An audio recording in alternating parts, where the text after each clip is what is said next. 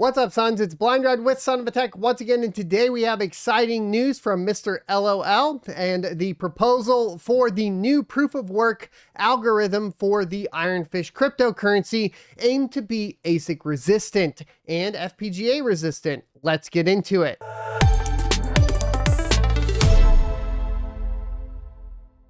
Welcome back, everyone. So down in the description below, I will link a video to the proposal that LOL developer did go ahead and post, as well as the technical details for the PDF slides if you want to get into the technical details. Today, we're going to be covering a brief overview of the changes that are being proposed. Now, what was really interesting from a technical perspective is that he presented the proposed algorithm changes that were already listed, including ETH hash Blake 3, Kapow, and Autoligos V2. Lots of great insights in there if you're interested in the technical details behind those algorithms. And what was even more impressive is that he modified the ETH B3 in about an hour to fix some of the issues that he was seeing with its efficiency, actually making the algorithm that's being utilized for Ethereum even more efficient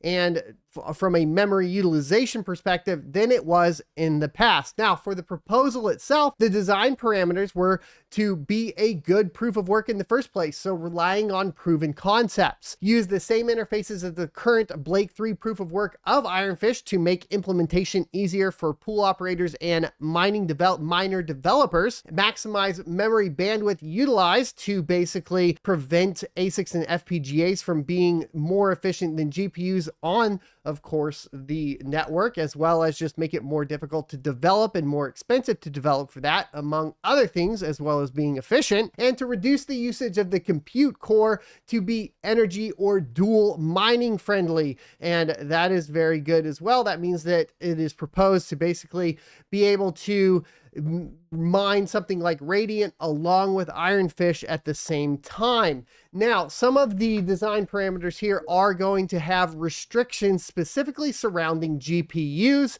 and that will be a 4 to 5 gigabyte DAG, which will make some of the 4 gigabyte and below GPUs obsolete. Argument being here is that things like the RX 470 4 gigabyte should be retired at this point anyways, but it will still be small enough of a DAG to include some of the RTX 2000 series 6 gigabyte GPUs. Also, a fixed size to ensure a one-time rare build and same interfaces as current Blake 3, once again for that implementation on the Ironfish side of things. Increase the number of light cache nodes used to form one DAG item, and to replace Kekak in the process by another hash function is a question here. There are more technical details that you can check out as far as mathematically, which I highly recommend doing. But as far as ASIC and FPGA resistance, the big change here that was mentioned was the addition of the uint64t arithmetic to adding it to the calculation chain. Now, this is supposedly going to require additional circuits and space added in ASICs and FPGAs, making it that much more resistant.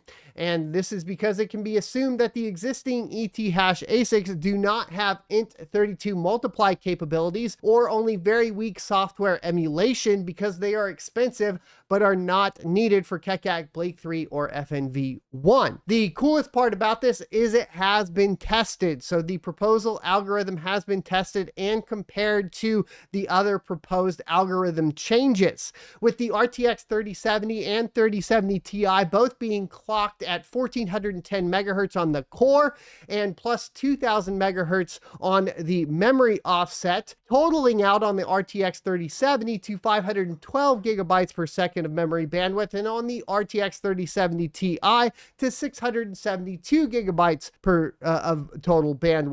Now, this results on the RTX 3070 in 39.57 megahash a second at 115 watts with a whopping 92.74% memory utilization. This comes in at the power consumption of Autoligos V2, however, tripling the memory utilization. And this is important because This means it will be more ASIC and FPGA resistant than Autolico's V2. And as some of you may be aware, the rumor mill is that there are already FPGAs on Ergo, which is the coin for Autolico's V2, and ASICs are on the way as well, apparently. So this is kind of basically becoming more ASIC resistant and preventing that issue. In addition, it does utilize less power than the ET hash variants even, while maintaining the same or better memory utilization, and then as well as keeping a lower power consumption, significantly lower than Kapow, which if you are interested, he went over the technical details as to why Kapow utilizes so much more power, and it is very interesting there, so definitely check that out. On the RTX 3070 Ti, we saw 51.83 mega hash a second at 181 watts with a 92.55% memory utilization. And while Autolico's V2 looks better from a power consumption perspective here, once you scale the hash rate from 158 mega hash a second on the 3070 to 160 mega hash per second on the 3070 Ti, the actual mega hash per watt improvement doesn't look nearly as impressive as it does on the proposal. And this is going to be, I think, important because adapting to GDDR6X and actually fully utilizing it would be an important thing to take into consideration. Now, to test out the actual efficiency from the core side of things, there is a test result where he took the core clock on the RTX 3070 from 1410 megahertz to 630 megahertz, pretty significantly reducing, of course, the power consumption down to 104 watts, but still remaining at an impressive 39.5 mega hash per second, with a memory utilization only dropping from 92.74% to 92.57%. So very impressive underclocking capabilities for this algorithm as well. I'd like to hear your thoughts and opinions on this proposal down in the comment section below. I'm pretty bullish on it, although we do have to consider the fact that there are still some questionable practices from Ironfish, including, of course, their foundational funds, which is pretty hefty, as well as the requirement for US and Canadian testnet users to basically KYC themselves for the airdrop. Of course, that's kind of required by law, I suppose, so you can give them that out if you like. And as far as comparing it to other coins like Ethereum had the same foundational fund issues. So this focus on GPU miners is a big win in the Ironfish book for me. I'd like to hear, once again, your thoughts and opinions down in the comment section below. Don't forget to check out my locals at sonofatech.locals.com. You can become a supporter for access to my daily moves within cryptocurrency mining, as well as a plethora of guides that I am still building out over there in the article section. You can also get a free month of supporter status with the purchase of my crypto mining e-course at sonofatech.com, where I cover the Bitcoin halving cycle and the best times to buy and sell hardware. I will see you next Tuesday.